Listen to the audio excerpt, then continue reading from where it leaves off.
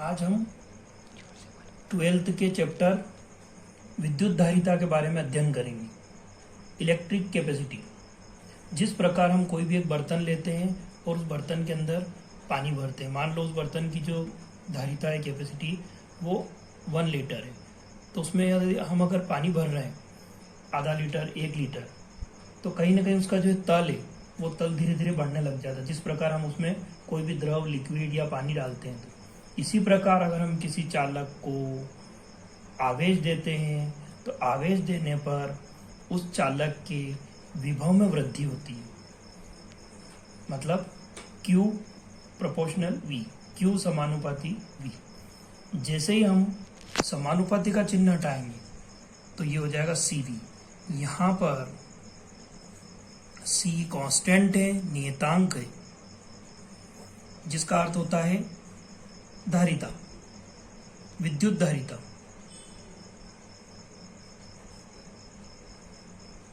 विद्युत धारिता, जो विद्युत धारिता है वो एक तो किसी भी चालक के शेप पर निर्भर करती है, आकृति पर, क्षेत्रफल पर, और उसके चारों तरफ जो है मीडियम कैसा है, माध्यम कैसा है, उस पर डिपेंड करेगी। मतलब विद्युत धारिता का यदि मापन करने की अगर हम कोशिश करें, क्योंकि बिना मापन के भौतिक राशि का कोई अस्तित्व नहीं है, तो मापन के लिए हमको एक फॉर्मूले की जरूरत पड़ेगी यहाँ पर। तो C इक्वल टू होगा, इसी से सूत्र बन रहा है, C इक्वल टू हो जाएगा Q अपॉन में V। Q आवेश का संकेत है, V विभव का संकेत है, और C जो है आपका वो कांस्टेंट है, नियतांक है, जिसको हम क्या कहते हैं, विद्युत धारिता। विद्युत धारिता अगर अपन इसको हिंदी में अगर लिखे हम तो ये होगा आवेश की मात्रा अपॉन में बटे में विभव में वृद्धि। विभव कितना बढ़ रहा है वो नीचे आ जाएगा इस विभव, ऊपर जो है आपका चार्ज, इस चार्ज की जो क्वांटिटी है, मात्रा, वो कितनी मात्रा वो आ जाएगी, और इलेक्ट्रिक कैपेसिटी। यहाँ अगर हम जो आपका V है, इस V की जगह अगर हम 1 पुट कर देते हैं तो ये हो जाएगा आपका जो फॉर्मूला है आपका, ये हो जाएगा C इक्वल टू Q। यहाँ एक धारिता की एक परिभाषा और बन चुकी है। एक परिभाषा तो हमने देख ली कि किसी भी चालक के अंदर अधिकतम कितना आवेश जो है हम उसको दे सकते हैं, वो उसकी धारिता कहलाती है।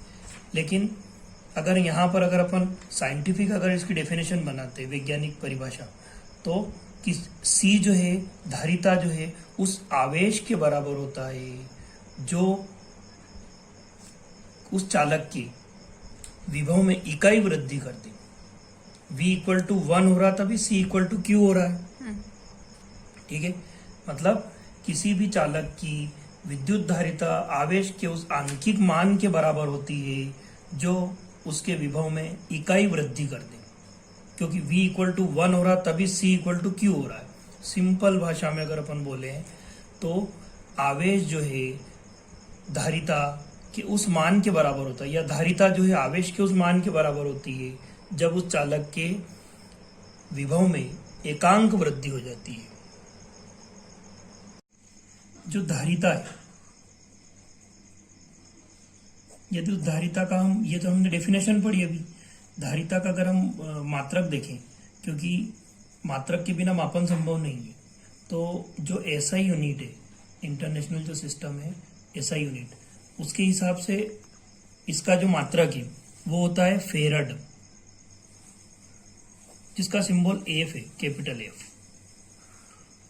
अब इस हिसाब से यदि अपन फेरड की डेफिनेशन निकाले तो C equal to Q upon में V, तो यहाँ पर जो C है आपका वो इक्वल टू हो जाएगा 1 कूलम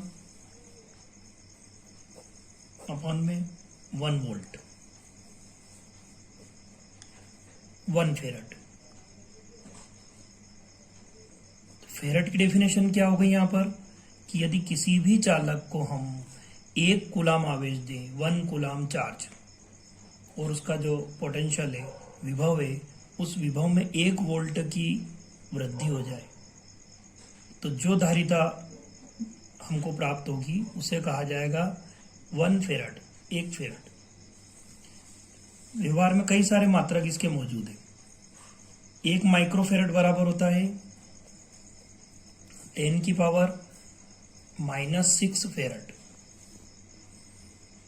1 पिकोफेराड अगर अपन देखें तो 1 पिकोफेराड बराबर होगा आपका 10⁻⁻12 फेराड। ऐसे कैसे सीजीएस पद्धति में भी है, सीजीएस में स्थित फेराड, इन सबके आगे जो स्थित कूलाम, स्थित वोल्ट, स्थित फेराड, ये इसका जो है मात्रक होगा। C = Q/V। इस फॉर्मूले से यदि हम इसका विमी सूत्र अगर निकालने की कोशिश करें तो इसका जो विमी सूत्र बनेगा वो ये जो Q है आवेश, इस आवेश की जगह हम जो इसका सूत्र लिख देंगे IT।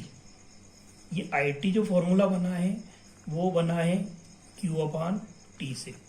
Q आवेश, चार्ज, T टाइम, समय, और ये जो है आपका धारा, करंट I। तो I = Q/T। तो यहाँ से Q का जो सूत्र बनेगा वो बनेगा IT। तो ये Q के स्थान पर अपन IT लिख सकते हैं यहाँ पर। ठीक है, चलिए अब ये जो V है, विभव का अगर अपन सूत्र अगर लिखने की कोशिश करें तो पहले इसका सूत्र अगर हम लिखेंगे V का तो वो होगा W/Q। इसका अर्थ ये हुआ कि एक हमने पिछले वीडियो में देखा था कि अनंत से, इन्फिनिटी से यदि हम किसी आवेश को लाते और आवेश को लाने में जो कार्य करना पड़ता है उसे विभव कहते हैं। तो इस हिसाब से विभव का जो सूत्र है वो W/Q होगा। तो इस फॉर्मूले को हम इस V की जगह रख सकते हैं। तो यहाँ आ जाएगा आपका W/Q। अब अगर हम यहाँ पर ऊपर IT है ये Q की जगह, एक IT आपका यहाँ भी आएगा बटे में, विमी सूत्र में। अब जो W है आपका वो है वर्क, कार्य। तो हम चाहें तो डायरेक्ट जो है कार्य का विमी सूत्र भी लिख सकते हैं डायरेक्ट। तो ये हो जाएगा आपका कार्य का mLT² T-2। ये आपका जो इसका विमी सूत्र हो जाएगा mLT² T-2। 11th में हमने देखा था F × D, F × D से निकाला गया है mLT - 2 इंटू में L, दूरी, डिस्टेंस, तो mL² T-2। अब इसको यदि हम थोड़ा सा गणित का यूज करेंगे यहाँ तो ये हो जाएगा आपका स्क्वायर अपॉन में आएगा mL² T-2। ये जो विमी सूत्र बनेगा, ये I जो है आपका एम्पियर धारा है, मूल राशि है, तो इसकी जगह आपका जो है आएगा A। T टाइम है, समय है, इसके स्थान पे आएगा T। तो ये हो गया आपका स्क्वायर। अब हम क्या करेंगे, जो बटे में जो लिखा हुआ है अपॉन में mL² T-2, इसको जो है उल्टा कर देंगे। तो ये आ जाएगा आपका m जो है ऊपर जाएगा तो ये होगा आपका m इनवर्स L²।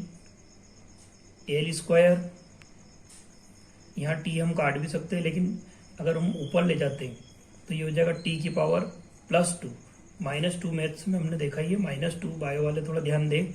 -2 जो पावर है घातांकी नियम से ऊपर जाएगी तो ये प्लस का 2 हो जाएगा, और ये जो L का स्क्वायर है ये हो जाएगा आपका -2। तो इस हिसाब से यदि इसको पूरा मिक्स करेंगे हम तो ये बनेगा m⁻⁻1।